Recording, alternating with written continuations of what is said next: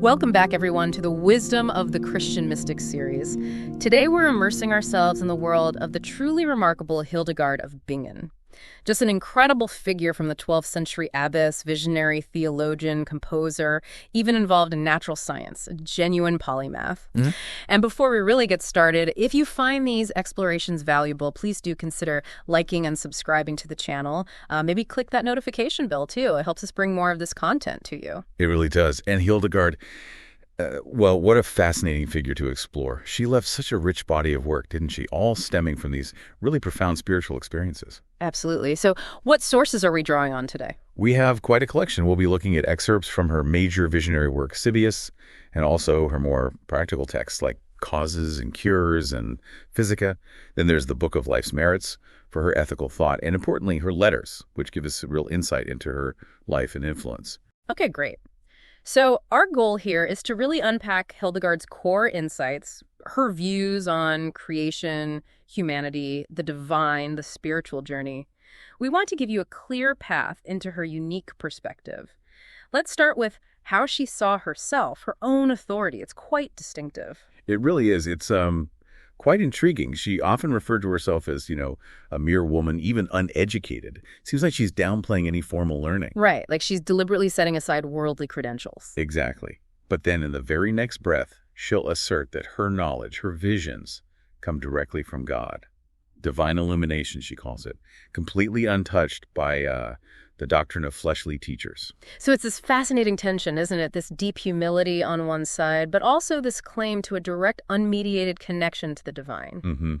She uses that striking image, too, doesn't she? Being like a feather, just carried by the wind, by God's breath. Yeah, emphasizing her total dependence on God's help, not her own power or intellect, or even, as she says, a desire for good bodily health. It frames her as an instrument, really, a channel. And this is reinforced so powerfully by that voice from the living fire she describes. The one that commanded her to shout and tell and write down these my mysteries, that sense of a divine imperative. Absolutely. It gives her work this incredible weight of purpose, a mission she felt compelled to undertake. But it wasn't easy for her, was it? Despite this command, she talks about her own timidity. She does. Famously, she even wrote to Bernard of Clairvaux, who was a huge spiritual figure at the time, basically asking for reassurance. Should she speak out? Should she share these visions? What does that tell us, do you think?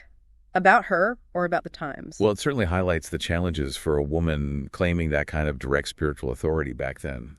And it wasn't just theoretical doubt. She said her physical health actually suffered when she tried to keep silent. Wow. So the burden was immense. Immense. She called her visionary gift a great secret, something to be feared even. It wasn't some light, airy thing. It was profound and perhaps terrifying at times. And from that unique position, she didn't shy away from critiquing the world around her. Her warnings about worldly pursuits are quite sharp. Oh, definitely. There's that letter, you mentioned it, echoing Jethro advising Moses, where she warned someone not to get totally lost in accursed occupations. Occupations that yield nothing but cobwebs, she says. Yeah. Such a great image. Isn't it? It suggests something flimsy, easily swept away, ultimately worthless. She saw getting completely consumed by these things as a dissipation of your mental energies and an expense of grace, a real waste. It really points towards needing a balance, doesn't it? Sort of like Bernard of Clairvaux' idea, too, that you need both action and contemplation. Exactly, that the mind should never completely rest from meditating on the law of the Lord, which she equates with the law of love. There needs to be that inner anchor. And it's interesting you mentioned Bernard again. Both he and Hildegard were incredibly prolific letter writers. They were. It was clearly a vital way for them to connect, to teach, to influence. Hildegard wrote to everyone, from local abbesses right up to Pope Eugene III. It shows the reach she had. Okay, let's shift focus a bit to her cosmology, her vision of God and creation. It's incredibly rich. She talks about the Godhead as supreme fire and energy. What's behind that kind of language? Well, it resonates strongly with Neoplatonic ideas that were influential at the time. Think of a single, ultimate, radiant source from which everything flows. So God as the fundamental origin, the source of all living sparks, as she puts it. Precisely. And this divine source is also love, a power of wisdom. She describes this wisdom almost like a living force, circling all things, comprehending all things. I love the image she uses for wisdom having three wings, one soaring high, one exuding from the earth, and one soaring everywhere. It conveys such dynamism, such presence. It really does. And it connects to her view of a cosmos that is properly ordained, structured by this divine wisdom. Nothing is random. She also mentions God having breathed out no mortal things. What do you think she means by that? An inherent permanence? Possibly. Or perhaps that everything in its essence originates from the eternal, even if its form seems temporary. It connects to her sense of divine judgment. Things are judged as they are in their essence. And then there's that famous vision of the cosmic egg. Can you unpack that a little? Yes, the cosmic egg. It's a fascinating symbolic image. She describes this shadowy, rounded form, holding within it bright fire, a red fireball, and above it, three lights. Symbolizing the Trinity? Oh, well, certainly. It's like a picture of creation in potential, held within this divine ordered structure before it fully unfolds. And the actual unfolding. She describes creation happening when a shining fire strikes a dark sphere of air. Right. And out of that interaction, heaven and earth appear. The symbolism is deep here. That dark sphere seems to represent the basic stuff of creation, still formless, still imperfect. And the shining fire. That seems to be the divine energy, the creative force. And it continues in her allegory of humanity's creation. Where the shining flame of heat makes man from muddy earth. Yes. And then offers him a brilliant white flower, maybe divine grace or original innocence. But the man turns away and falls into darkness. It's a powerful depiction of creation and the fall. So let's talk about her view of the human being then. Soul, body, senses, these are the three paths. That's how she puts it. Three paths within each person. The soul is the life force, the animator of the body. And the soul itself has two main powers, understanding and will. Like the sun's light, she says. How does she differentiate understanding and will? Understanding is crucial. It's like salt, she says, needed for flavor and preservation. It helps us discern good from evil.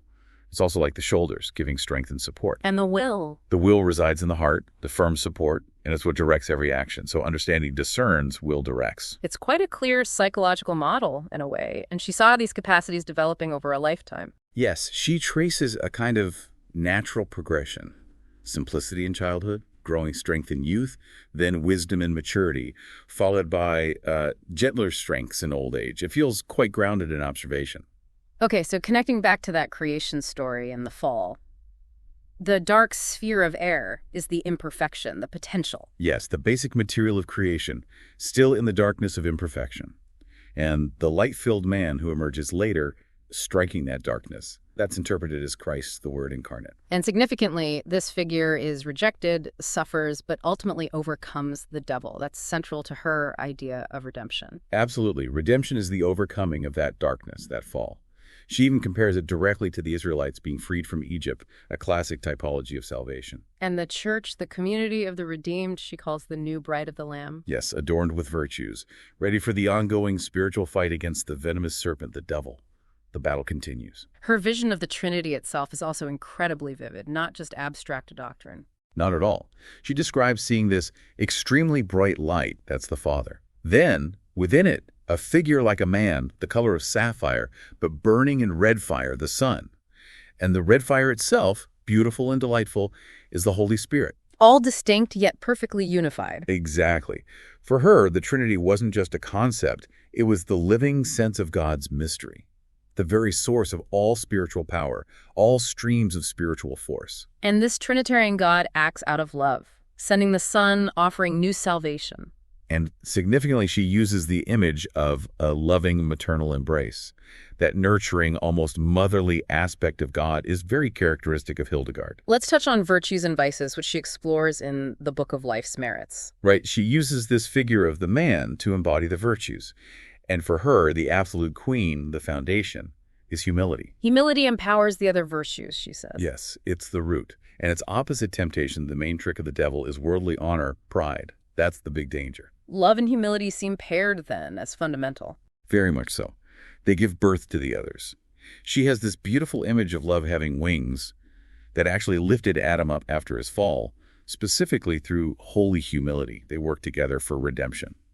How does she see the church institutionally? She uses the moon as a symbol. The church receives its light from the sun, which is Christ. And just like the moon waxes and wanes. So the church grows in virtue, but also has periods of deviant behavior, as the notes say, times of failing. Exactly. It reflects its human element, its dependence on Christ's light.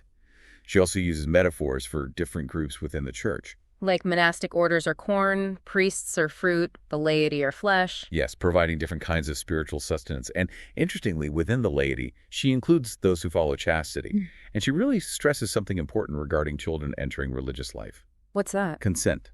She emphasizes that the child's own consent is vital when they're being dedicated to service. That feels quite modern, actually. It does, that focus on individual agency.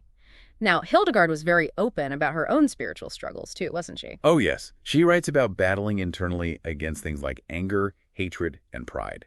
Very human struggles. And how did she overcome them? By deliberately turning her gaze towards God's goodness, towards the green vigor of the virtues.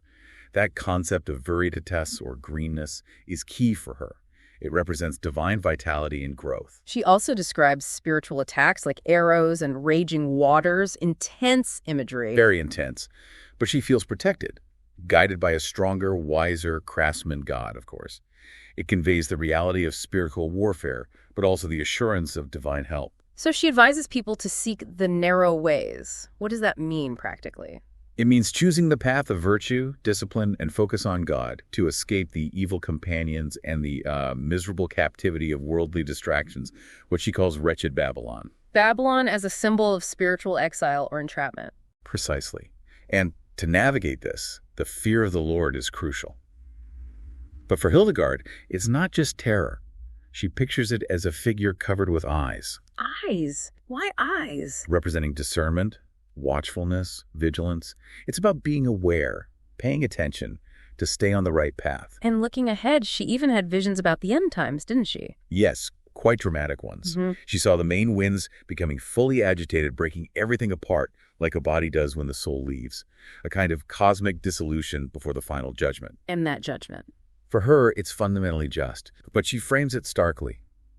Those who turn away from God are, in effect, choosing the worst tyrant ever, namely the devil.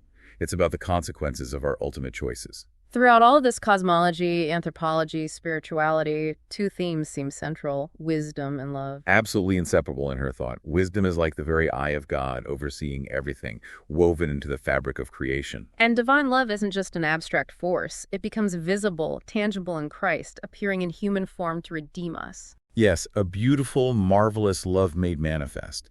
And crucially, for Hildegard, this love for God cannot be separated from love for your neighbor. The two are bound together. Finally, we should probably touch on her letters again, and her broader influence. Definitely. The fact that her letters were kept, copied, valued so highly tells you something. She was corresponding with the most powerful people of her day. Popes, emperors, archbishops, Bernard. It's incredible reach for a woman and abbess in 12th century Germany. It really is. And remember, her writings were even formally examined, tested for their divine origin. That shows the impact they had, but also maybe the suspicion she sometimes faced. And she always maintained her knowledge came from her visions, her divine illumination, not from books or formal schooling. That was her consistent claim. Yet the output is intellectually staggering. Theology, medicine, music, she composed hauntingly beautiful chants and even invented her own language, the lingua ignota. Just an astonishing breadth of creativity and insight. Truly. Hildegard of Bingen offers this remarkably integrated vision, cosmic, human, divine. Her insights, born from mystical experience but expressed with such intellectual and artistic power, still offer so much wisdom today. Absolutely. Well, we hope this journey through the wisdom of Hildegard of Bingen has given you some valuable insights and maybe sparked your own curiosity about her work.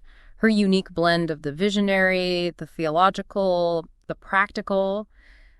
It really does continue to resonate, doesn't it? It certainly does. There's a depth there that rewards continued exploration. So if you found this exploration enlightening, we'd be grateful if you'd consider liking this video and subscribing to the channel for more conversations like this in our Wisdom of the Christian Mystics series. And please do click the notification bell so you don't miss future releases. We also genuinely love hearing from you, so share your thoughts and reflections in the comments below. What part of Hildegard's thought really stood out to you? Was it her cosmic vision, maybe? Her understanding of the soul? Or perhaps her incredible engagement with the world around her? What questions do you still have? Yes, please share. Her legacy is so rich and multifaceted, there's always more to discuss and uncover. Indeed. We encourage you to continue exploring her work. Thanks for joining us today.